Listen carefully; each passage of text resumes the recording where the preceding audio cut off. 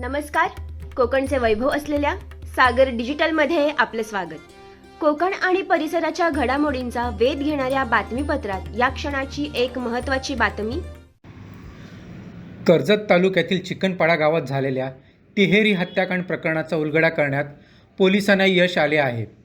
घराच्या मालकी हक्कावरून सख्या भावाने आपल्या भावासह वहिनी व पुतण्याचा खून केल्याचे उघडकीस आले. विशेष म्हणजे आरोपीने पूर्ण प्लॅन करून हे हत्याकांड केले आहे. पोलिसांना पुरावे सापडू नयेत याची पुरेपूर काळजी आरोपीने घेतली. मात्र गुन्हा करताना घातलेला शर्ट बदलून त्याने त्यानंतर टी शर्ट घातल्याने आरोपी फसला व पोलिसांच्या जाळ्यात अडकला. विशेष म्हणजे तब्बल 36 तास सलग चौकशी केल्यानंतर पोलिसांच्या नजरेत ही बाब आली. सदर माहिती पोलीस अधीक्षक सोमनाथ घारगे यांनी एका पत्रकार परिषदेत दिली. 8 सप्टेंबर रोजी सकाळी 11 वाजता चिकनपाडा गावाच्या हद्दीत नदीमध्ये एका 9 वर्षीय मुलाचा मृतदेह आढळून आला. याबाबत नेरळ पोलिसांनी माहिती मिळताच तत्काळ घटनास्थळी धाव घेतली. तपासात सदरचा मृतदेह गावातील मुलाचा असल्याचे जमलेल्या ग्रामस्थांनी सांगितले.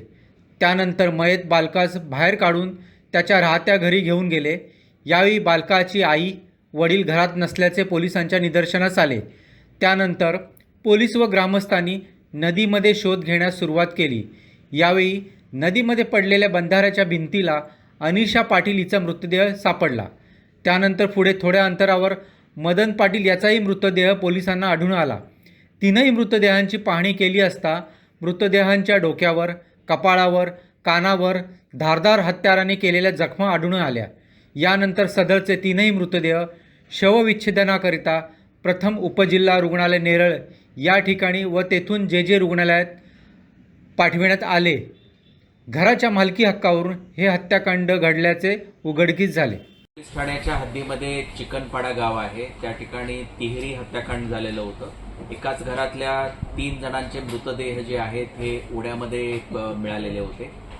याचा तपास कर्जत डिव्हिजनचे SDPO, नेरळ पोलीस स्टेशनचे API ढवळे आणि LCB श्री बाळासाहेब खाडे अशी जी टीम तपास करत होती. या तपासामध्ये असं लक्षात आलं की जो मृतक आहे त्याचा सक्का भाऊ हनुमंत यानं आपल्या स्वतःच्या सक्का भाऊ, त्याची पत्नी आणि 11 वर्षाचा मुलगा या तिघांना रात्री झोपेतच कुऱ्हाडीनं मारून टाकलेला आहे.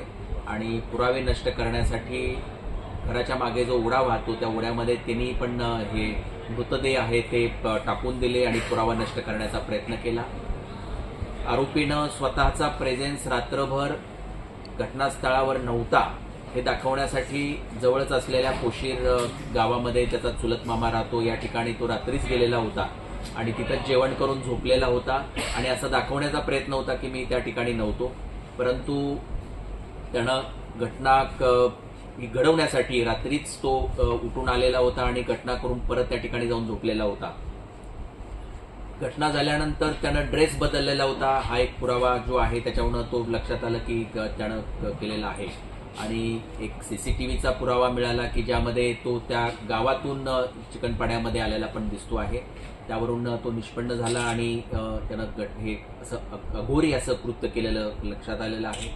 याला या गुन्ह्यामध्ये अटक करण्यात आलेली आहे. सागर डिजिटल, वस्तुनिष्ठ बातमी, घटनेचा पाठपुरावा आणि हित आमच्या असंख्य दर्शकांचे. सागर डिजिटलच्या बातम्या नियमित पाहण्यासाठी आमचे YouTube चॅनल सबस्क्राईब करा, लाईक करा आणि ताज्या घडामोडींची सूचना मिळण्यासाठी बेल आयकॉनला क्लिक करा.